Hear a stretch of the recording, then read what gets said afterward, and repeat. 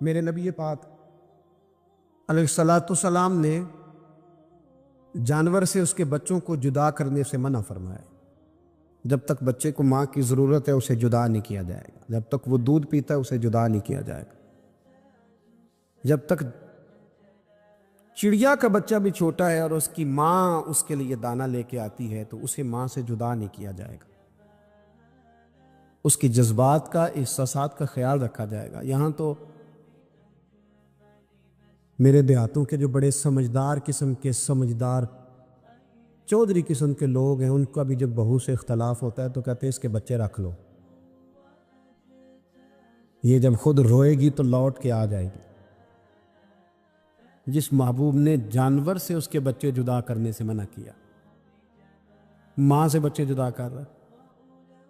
اور سیانے لوگ اور کچھ میکے بھی ایسے ہیں، میکے بھی وہ کہتے ہیں بیٹے تو آ جا اور بچے واپس کر دے، اس لیے کہ بھئی ہمارا نہیں ان سے نظام چلے گا، بچے ان کے ہیں تو ان کو دے۔ یا کتنا ظلم ہے۔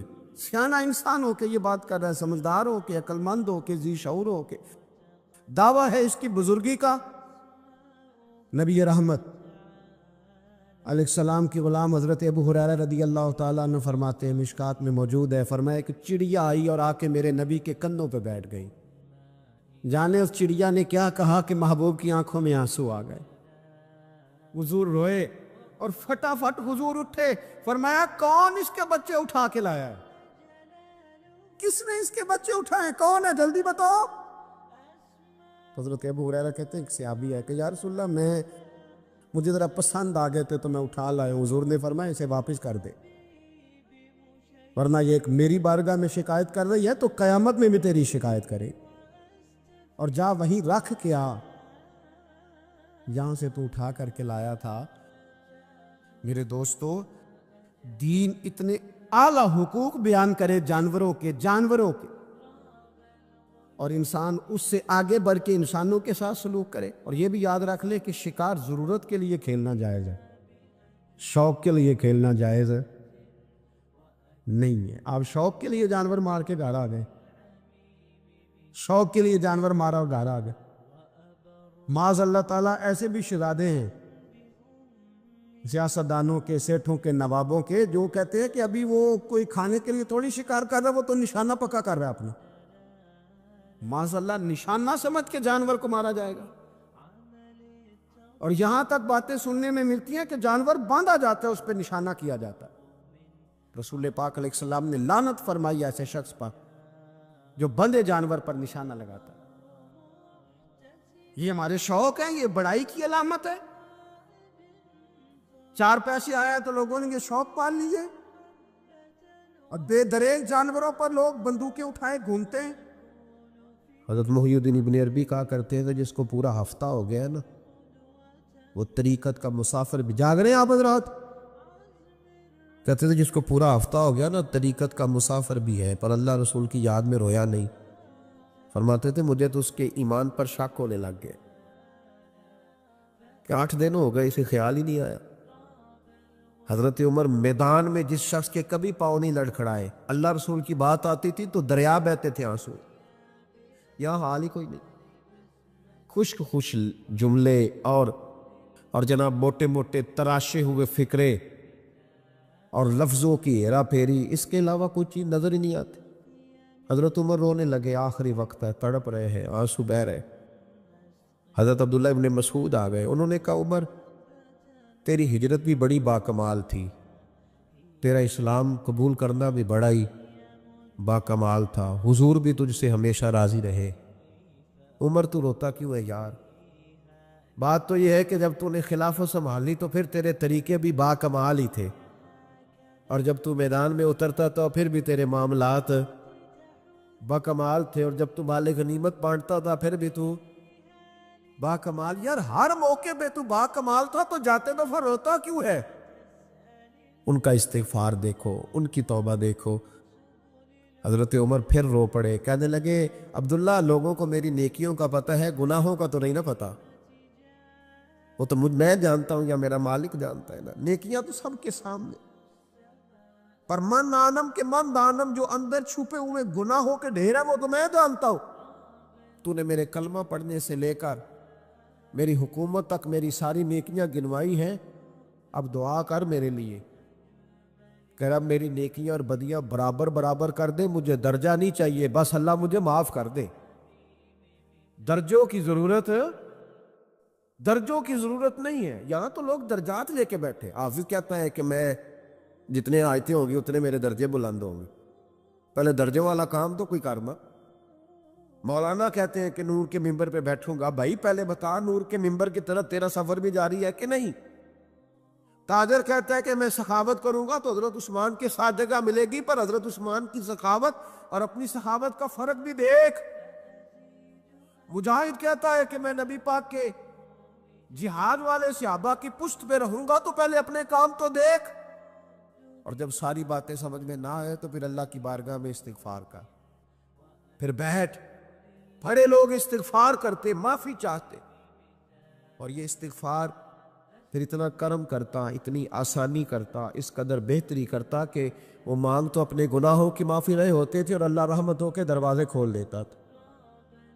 اللہ ان پر کرم کے، ایک ہوتا ہے خوف، ایک ہوتی ہے خشیت۔ خوف والے لوگ توبہ کرتے ہیں، خشیت والے استغفار کرتے ہیں۔ ایک ہوتا ہے خوف، ایک ہوتی ہے خشیت والے استغفار کرتے۔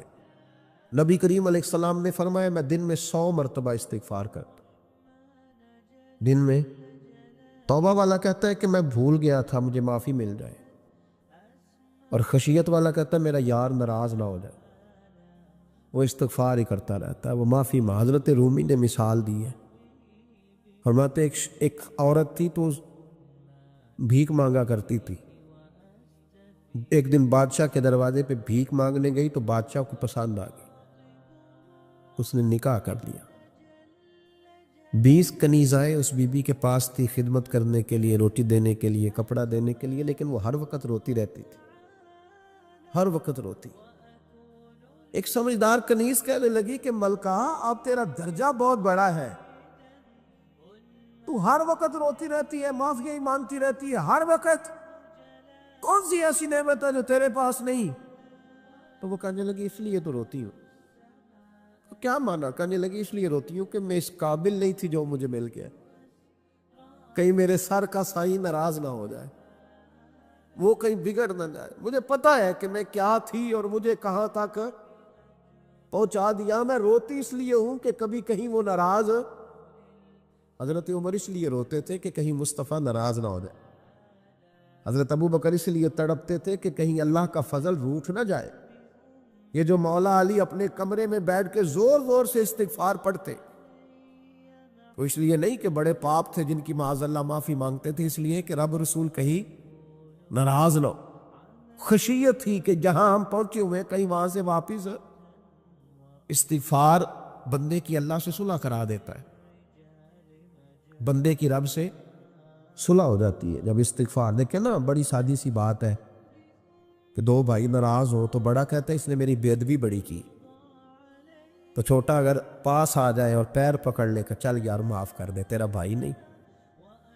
پتہ کیا ہوتا ہے؟ صرف معافی نہیں ملتی، ہاں صرف معافی نہیں، چھوٹے نے بے ادبی کر دی، بڑے کو تکلیف ہوئی، بات جب آگے بڑھی نا تو بڑے نے شکوہ کیا۔ جب لوگوں نے چھوٹے کو سمجھایا تو چھوٹا جب معافی مانگتا، ادھر دیکھو میری طرف، جب چھوٹا معافی مانگتا ہے نا اٹھ کے جاتا ہے، اور بڑے کے پیر پکڑتا تو میرا معاف نہیں کرتا، بڑا رو بھی پڑتا ہے، بڑا رو بھی پڑتا ہے، اور وہ کہتا ہے کہ وہ میں اور تم اماں کے پاس اکٹھے بیٹھتے، ایک باپ کی موٹر سائیکل پہ اکٹھے بیٹھتے، تو تیرا اور میرا رشتہ اتیار تو نے یہ کیوں؟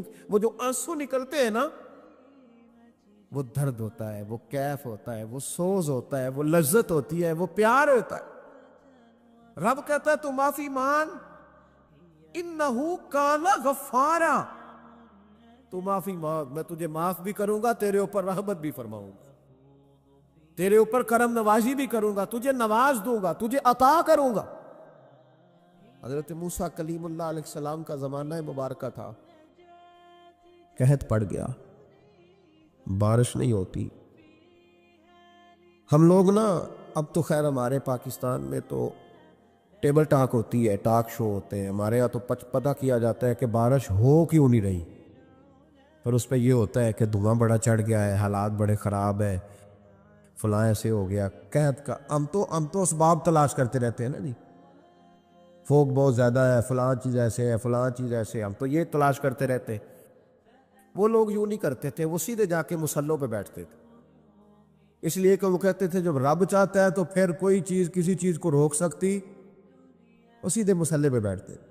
اعلیٰ حضرت فاضل بریلوی رحمۃ اللہ علیہ کے پاس ایک مولانا محمد حسین آئے، وہ فلکیات کے بڑے ماہر تھے، تو اعلیٰ حضرت نے فرمایا ذرا ستاروں کا حساب لگا کے دکھاؤ بارش کب ہوگی، کہنے لگا پورا مہینہ تو نہیں ہوگی۔ تو اعلیٰ حضرت رحمۃ اللہ علیہ فرمانے لگے کہو کہ میرا علم کہتا ہے مہینہ نہیں ہوگی، اللہ چاہے تو ابھی ہو سکتی ہے۔ کہنے لگا جی وہ تو ٹھیک ہے پر میرا علم، وہ جیسے روز لوگوں نے پیر نیٹو شہنشاہ صاحب نہیں کھولے ہوتے کہ بارش کب آئے گی، اور اس کی طرف نہ دیکھ، مصلے پہ بیٹھ، مہربانی کر مصلے پہ بیٹھ، اللہ کی بارگاہ میں حاضر ہو، اسے معافی مانگ، اسے منا تاکہ وہ رحمت کی بارش۔ کہنے لگا جی میرا علم کہتا ہے، تو اعلیٰ حضرت فرمانے لگے پھر وہی بات،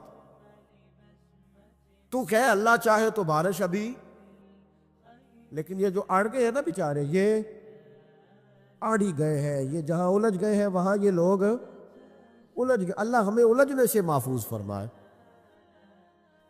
اعلیٰ حضرت اٹھے تو فرمایا ٹائم کیا ہوا ہے گھڑی پہ، کہنے لگا جی 12، تو اعلیٰ حضرت نے گھڑی گھمائی، اب کیا بج گیا، کہنے لگا 4 بج گئے، فرمانے لگے بج گئے نا 4، کہنے لگا جی آپ نے گھڑی گھما جو دی ہے، فرمانے لگے اللہ بھی جب چاہے تو ستارے گھما دیتا ہے، اللہ بھی ستارے گھما دیتا ہے بارش۔ کہنے لگا جی وہ تو ٹھیک ہے پر مہینہ نہیں ہو سکتی، اڑا ہوا بندہ اس کا کوئی علاج ہے، جو اڑ جو جائے اس کے لیے قرآن کہتا ہے وَإِذَا خَاطَبَهُمُ الْجَاهِلُونَ قَالُوا سَلَامًا، اسے سلوٹ کرو دور سے، اسے کو تو جان اور تیرا۔ کہنے لگا جی ہو نہیں سکتی پورا مہینہ، فرمانے لگے یار تو جا اپنا کام کر۔ وہ شخص کہتا ہے میں نے دروازہ کھولا اعلیٰ حضرت کا، کمرے سے باہر نکلا تو تیز بارش ہو رہی، واپس آیا تو میں نے کہا احمد رضا یہ عقیدہ کہاں سے لیا ہے، فرمایا دروازہ مصطفیٰ سے لیا ہے صلی اللہ علیہ وسلم۔ تو یاد رکھیں کہ اللہ کو منانا چاہیے، استغفار کرنا چاہیے، اس کی برکات۔ حضرت موسیٰ ساری قوم کو لے کے نکل گئے، آؤ بھائی میدان میں اللہ کی بارگاہ میں استغفار کریں اور بارش کا سوال کریں، بارش مانگے۔ جب باہر نکلے دیر تک دعائیں ہوتی رہیں، تو حضرت موسیٰ علیہ السلام کو رب کریم نے وحی فرمائی کہ موسیٰ آپ کی قوم میں نے ایک شخص ہے جس کو 40 سال ہو گئے نافرمانی کرتے، اس نے رب سے صلح نہیں کی۔ کتنے لوگ ہیں؟ ایک، اور 40 سال سے وہ نافرمان ہے، اس کو مجمع سے نکال دو بارش ہو جائے گی۔ اگر ایک گناہگار کی وجہ سے بارش رک جاتی ہے، اور جہاں دروازے کھلے ہوئے ہوں، جہاں تنہائیاں خوفناک ہو، اور جہاں تباہی اتری ہوئی ہو، اور جہاں لوگ کروڑوں روپیہ مال ہڑپ کر گئے ہوں، اور جہاں علماء کو ہتھ کڑیاں لگا کے ٹھنڈی زمینوں پہ لٹا دیا جائے، اور قوم کہہ رہی ہو اچھا ہوا اچھا ہوا، اور لوگ پھبتیاں اڑا رہے ہوں، مذاق کر رہے ہوں، تو پھر اس قوم پہ کس طرح کر کے فضل الہی۔ اور یہ مولوی کا معاملہ نہیں، یہ تو ممبر رسول کا معاملہ ہے۔ میرے مصطفیٰ نے یہ نہیں کہا پیر میرا وارث ہے، حضور نے فرمایا عالم میرے دین کے وارث ہے۔ ہاں حضور نے فرمایا جس نے عالم کے چہرے کا دیدار کیا سمجھے میں نے اپنے نبی کی زیارت کی ہے۔ لیکن یہاں تو خیر یہ عنوان نہیں، ورنہ میں اس پر جاتا۔ ہائے، تو کہا ایک بندہ ہے 40 سال سے اللہ کی نافرمانی کر رہا ہے، وہ اگر نکل جائے تو بارش ہو جائے گی۔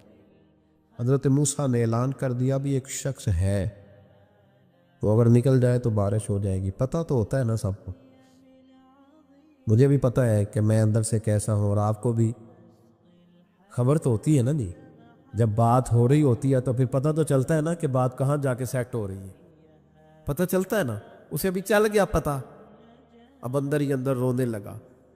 اور دیکھو امام رازی اور امام غزالی دونوں نے لکھا ہے کہ اس درد سے رویا، اس درد سے کہ ادھر والے کو بھی پتہ نہ چل جائے، مجمع کے اندر کھڑا ہے اور ادھر والے کو بھی استغفار، دیکھو ادھر والے کو پتہ نہ چل جائے اور ادھر والے کو بھی کہیں ہجوم میں غم میں بھی توہین ضبط غم نہ ہوئی. ہم اس احتیاط سے روئے کہ آنکھ نم نہ ہوئی، ہجوم میں غم نے بھی توہین ضبط غم نہ ہوئی. ہم اس احتیاط سے روئے کہ آنکھ نم نہ ہوئی، روئے بھی پر کسی کو آنسو نہیں دیکھنے دیے. اب اس درد سے کہتا ہے اللہ تو معاف کرنے والا ہے نا، تو معاف کرتا ہے، پردہ پوشی کرتا ہے. اور مالک اگر لوگوں کو پتہ چل گیا تو میرے تو بچوں کا بھی جینا حرام کر دے. یا اللہ میری تو آنے والی نسل بھی تڑپ کے وقت گزارے گی. مالک تو معاف کر دیا کرتا ہے، لوگ نہیں معاف کرتے. اے اللہ یہ میری خوبیاں بھول جائیں گے، میری خامیوں پر بات. مالک میں یہ ذلت نہیں برداشت کر سکتا، فضل فرما. حضرت موسیٰ نے دوبارہ اعلان کیا، نکلتے ہو کہ نہیں نکلتے؟ پھر تڑپا، خداوندا مجھے بے آبرو نہ کر. یہ ذلت اور رسوائیاں یہ نہیں برداشت ہوتی. اللہ درگزر حضرت موسیٰ نے تیسرا اعلان کیا، نکلتا ہے یا میں پھر اس کا نام لوں؟ اللہ سے پوچھ کے نام لوں اس کا، بتاؤ کون ہے؟ اب تو تڑپ گیا، کہنے لگا مالک میں تیری بارگاہ میں استغفار کرتا ہوں، آئندہ نہیں کرتا، آئندہ نہیں کرتا. یہ لفظ ادا کیے، بندہ کوئی بھی نہیں نکلا. رب کریم نے بارش عطا کر دی، تیز بارش. جب برسی نا تیز بارش، لوگ تو مین دیکھ کے دوڑ گئے. تو حضرت موسیٰ کہنے لگے یا اللہ مجھے بھی تو بتا، تو نے کہا تھا کہ جب تک بندہ نہیں نکلتا بارش نہیں ہوگی. تو نکلا کوئی بھی نہیں، بارش ہو گئی، ماجرا کیا ہے؟ تو رب کریم نے فرمایا موسیٰ بس اس نے مجھ سے صلح کر لی، اس نے مجھ سے صلح کر لی. اور امام غزالی نے لفظ لکھے، حضرت موسیٰ نے پوچھا، حالانکہ اللہ اپنے نبیوں کو غیب کے خزانے دیتا ہے، پوچھا کہ اے اللہ مجھے اس کا نام بتا دے. تو رب کریم نے فرمایا موسیٰ جب گناہ گار تھا تب نہیں کسی کو بتایا، جب پاپی تھا تب نہیں بتایا، جب مجرم تھا تب نہیں بتایا، اب کیسے بتا دوں؟ فرمایا اس کی میری صلح ہو گئی ہے. اور فرمایا جو بارش نہیں نہ ہو رہی تھی وہ بھی اس کی وجہ سے نہیں ہو رہی تھی، اب جو ہوئی ہے نا تو یہ بھی اسی کی وجہ سے ہوئی ہے. یہ بارش اب جو ہوئی ہے تو یہ بھی یہ اس گنہگار کے سبب سے. اپنی راتیں اللہ کے ساتھ گزارے، مصلی پہ بیٹھے. میرے صاحب رحمۃ اللہ علیہ سے جب کوئی کہتا نا کہ بڑا پریشان ہوں تو کچھ بتائیں، تو فرماتے آج رات مصلی پہ بیٹھ کے اپنے رب سے بات کرنا، میں بھی بات کروں گا. بندوں کو دکھ بتانے سے عزت میں کمی آتی ہے، اور اگر اللہ کو بندہ اپنے دکھ بتائے تو اللہ عزتیں بڑھا دیتا ہے. ترمذی شریف کی حدیث ہے، نبی پاک علیہ السلام نے فرمایا اگر تو دنیا داروں کو دکھ بتائے گا تو اللہ تجھے غنی نہیں کرے گا، اور اگر تو اپنے رب کو بتائے گا تو اللہ بڑی جلدی تجھے دنیا سے بے نیاز کر دے. تجھے لوگوں کی ضرورت نہیں رہے گی. استغفار کرے، کثرت سے کرے، ذوق سے کرے، مصلی آباد رکھے. ہر شے دیکھو نا، جس طرح کھانے کی میز آباد رہتی ہے، بستر آباد رہتا ہے، ہمارے دیگر معاملات، اگر مصلی نہ آباد رہے تو روح بے چین رہتی، طبیعت بے قرار رہتی. انسان میں نے دیکھا ہے بڑے بڑے سمجھدار لوگ پاگلوں جیسی زندگی گزار رہے ہیں، بولتے جا رہے ہیں، بولتے جا رہے ہیں، بولتے جا رہے ہیں. ایسے کسی کو کوئی خبر کہ 6 فون اٹھائے ہوئے ہیں، ایسے جیسے ڈسٹرب ہو گئے مینٹلی طور پر. وجہ کیا ہے کہ ان سے جان نہیں چھڑاتے. کبھی سارے موبائل بند کر کے نا، سارے بچے ہر چیز سائیڈ پہ کر کے مصلی پہ بھی آنا چاہیے.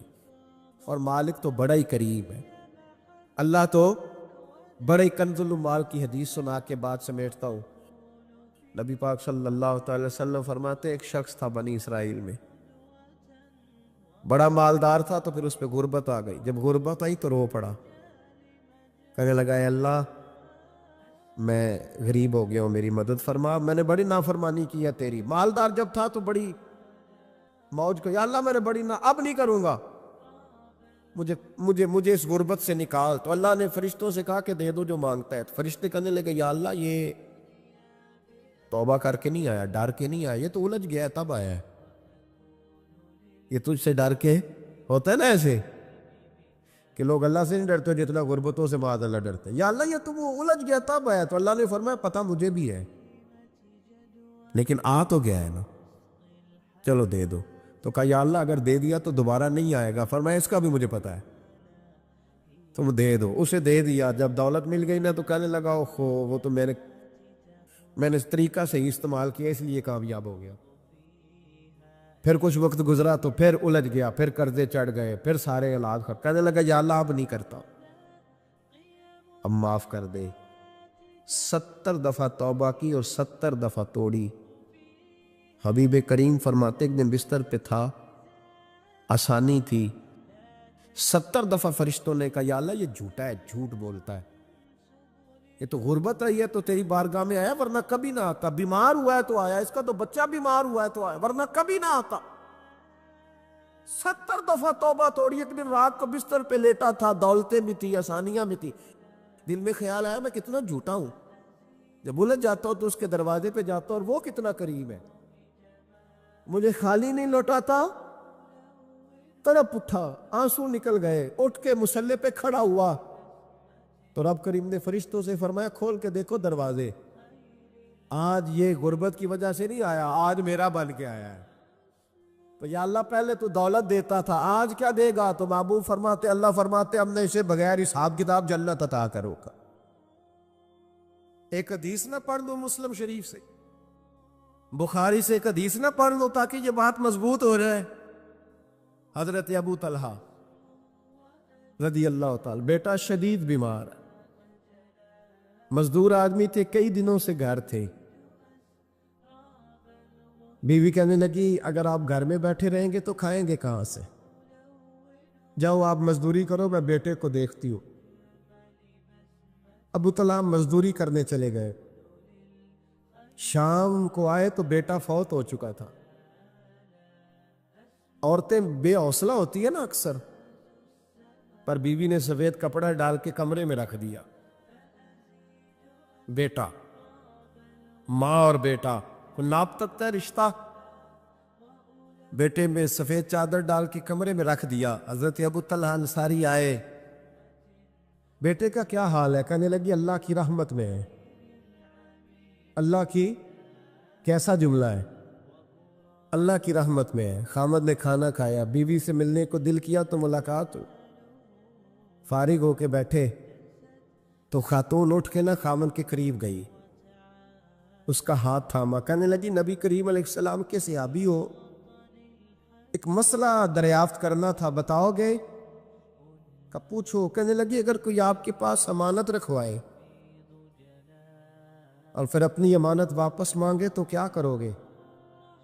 حضرت ابو طلحہ کہنے لگے پوچھنے والی کیا بات ہے, جس کی امانت ہے واپس کر دیں گے. اب زوجہ روئی, اب صبر والی بی بی روئی, اب ماں روئی, آنسو ٹپکے. آنچل سے پوچھ کے کہنے لگی ابو طلحہ وہ بیٹا بھی اللہ کی امانت تھا اور رب اپنی امانت لے گیا ہے, اٹھو غسل کفن کا بندوبست کرو. حضرت ابو طلحہ اٹھے, ہامتے کامتے ہاتھوں سے غسل کفن دیا, مسجد نبوی میں پہنچے, محبوب کی بارگاہ میں عرض کیا تو رسول کریم فرمانے لگے تیرے اور تیری بیوی کے عمل سے اللہ بھی بڑا راضی ہے, اللہ کے رسول بھی بڑے راضی, اور اللہ تجھے برکت عطا کرے گا. صحابہ کہتے ہیں پھر اللہ نے انہیں 9 بیٹے عطا فرمائے. پھر اللہ نے انہیں اللہ کی رضا پہ راضی رہنا سیکھو, اللہ کے قریب چلے جاؤ گے, اللہ کی رضا پہ. حضرت سفیان ثوری دعا مانگ رہے تھے یا اللہ راضی ہو جا, یا اللہ راضی ہو جا, یا اللہ راضی ہو جا, دعا مانگ رہے تھے. بی بی رابعہ بصری پردے کے پیچھے بیٹھی تھی. جب دعا لمبی ہو گئی تو کہنے لگی سفیان بس کر, کوئی اگلا لفظ بھی بول, بس کر. آپ فرمانے لگے تجھے کیا ہوا؟ تو کہنے لگی تو کب سے کہہ رہا یا اللہ راضی ہو جا, یا اللہ راضی ہو جا, پہلے اپنے دل پہ ہاتھ رکھ کے بتا تو اللہ سے راضی ہے؟ تو راضی ہے اللہ سے؟ تو روز نہیں کہتا پیسے نہیں ہے میرے پاس مجھے دے, تو روز نہیں کہتا یا اللہ فلانی چیز کوئی نہیں دے, اے اللہ فلاں کو دے دیا مجھے کیوں نہیں دیتا معاذ اللہ، تو روز شکوے نہیں کرتا؟ فرمایا پہلے تو راضی ہو جا۔ ترمذی شریف کی حدیث ہے، میرے نبی کریم علیہ السلام نے فرمایا تم اللہ کے دیے ہوئے تھوڑے رزق پہ راضی ہو جاؤ، اللہ تمہاری تھوڑی عبادت سے راضی ہو جائے۔ دیکھیں نا امام حسین کا آخری جملہ کیا ہے میدان کربلا؟ آخری جملہ کیا ہے؟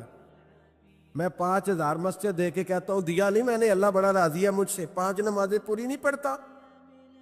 امام علی مقام نے نا دل، کلیجہ، جان، اولاد، ہر چیز نکال کے رکھ دی، تو آخری جملہ یہ تھا اے اللہ بتا تو حسین سے راضی ہے کہ ناراض ہے؟ اللہ تو راضی ہے کہ ناراض ہے؟ بھائی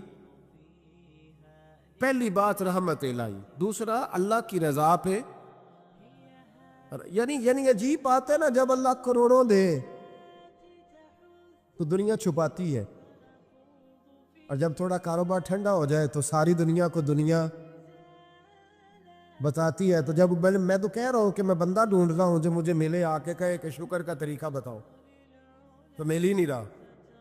کو ملے جو کہے بڑی خیر ہے، ہر لحاظ سے اپنے رب سے راضی ہو، مل ہی نہیں رہی دنیا۔ تیسری بات، اگر اللہ کے قریب جانا ہے، یہ ان لوگوں کے لیے جو معرفت الہی کے متلاشی ہیں وہ خاص توجہ کریں۔ اگر رب کریم کے قریب جانا ہے تو پھر ایک ذہن بنائے کہ میرا رب میرے ساتھ ہے، میرا رب میرے، نحن اقرب الیہ من حبل الورید۔ اور درویش کہتے ہیں جے میں تینوں اندر جانا تو پھر مقید جانا، جے میں تینوں باہر جانا تے اندر کون سمانا، اندر بھی تو ہے تے باہر بھی تو، وچ بلا کون نمانا۔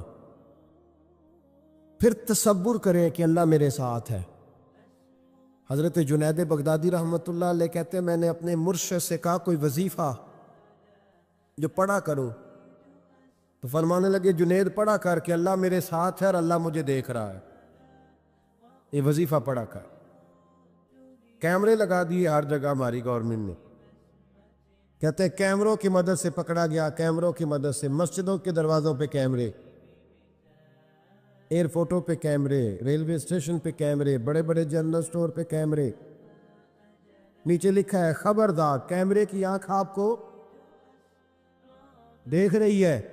کیمرے کی آنکھ دیکھے تو لوگ گناہ نہیں کرتے، تو یہ کیوں نہیں سوچتے کہ رب ہمیں دیکھ رہا ہے؟ یہ تصور کیوں نہیں جمتا کہ رب ہمیں؟ اور اللہ فرماتے ولی من خاف مقام ربہ جنتان،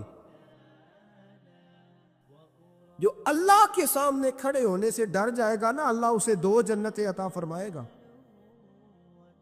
اللہ اسے ایک دفعہ اگر کوئی ڈر گیا اللہ کے سامنے کھڑے ہونے، کتنی دفعہ بولیں تو صحیح؟ اس پر ہمارے مفسرین نے لکھا ہے کہ کبھی زندگی میں ایسا ہو کہ گناہ پر ہمارا پورا قبضہ ہو گیا ہو، گناہ پورا قابو میں آ گیا، اب کوئی روکنے والا نہیں، تو فرمایا جو اس وقت اللہ کے خوف سے ڈر جائے گا اللہ اسے 2 جنتیں عطا فرمائے گا۔ امام شافعی رحمۃ اللہ علیہ کے زمانے میں نا ایک بادشاہ کا اپنی بیوی سے جھگڑا ہو گیا،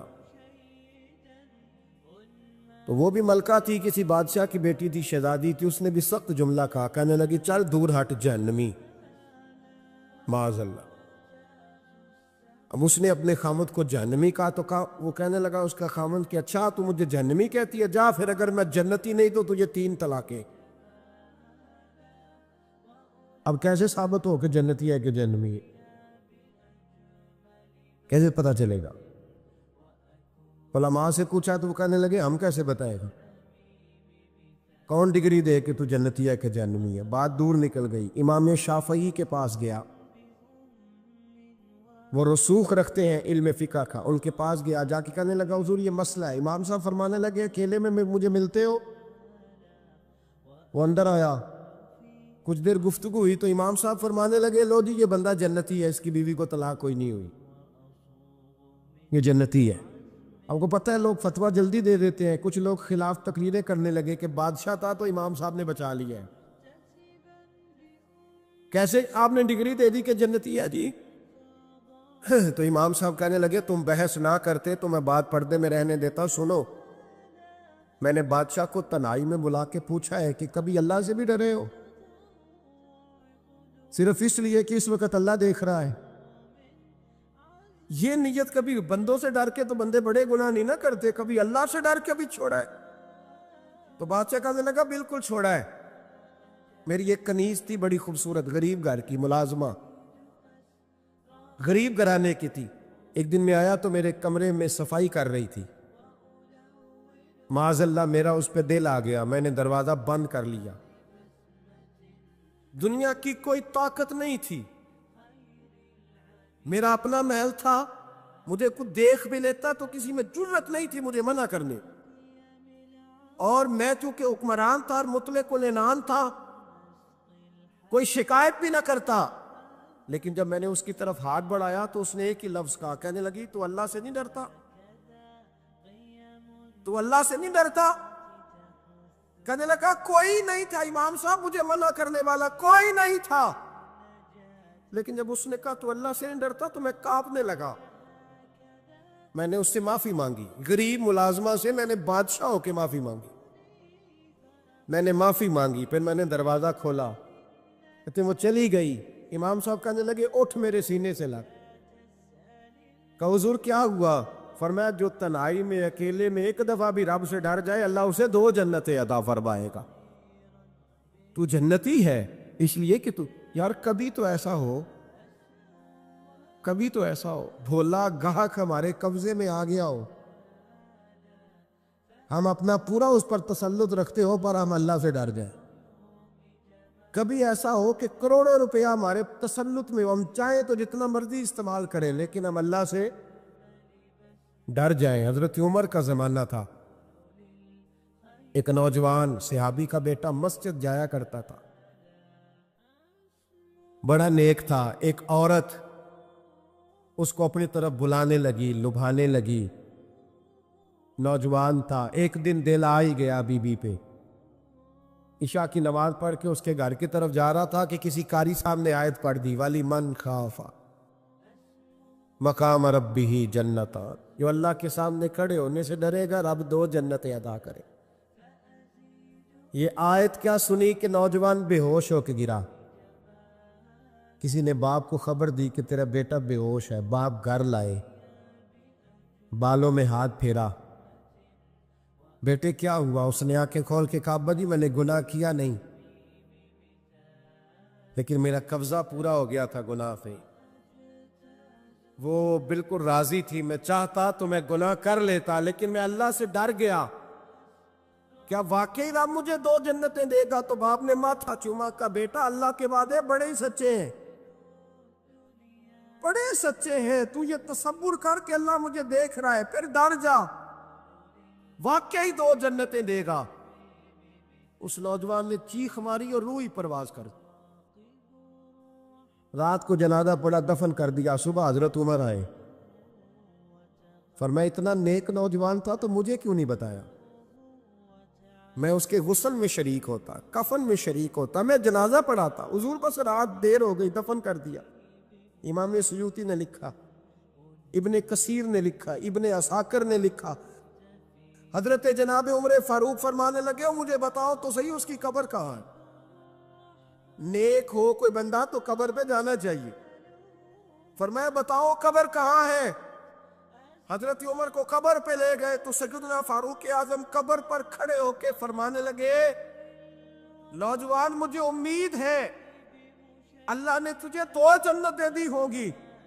حضرت عمر کہتے ہیں مجھے اللہ کی قسم قبر کے اندر سے بول پڑا، کامے پیرونا دے باہو قبر جنا دی جیوے۔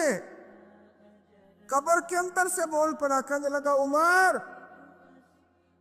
امید والی بات نہیں، میرے رب کے وعدے بڑے سچے ہیں، اس نے واقعی مجھے 2 جنتیں عطا فرمائی، اس نے واقعی 2 جنتیں دی ہیں۔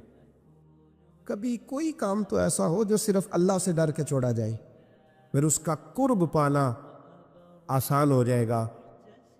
اللہ سمجھنے کی توفیق عطا فرمائے۔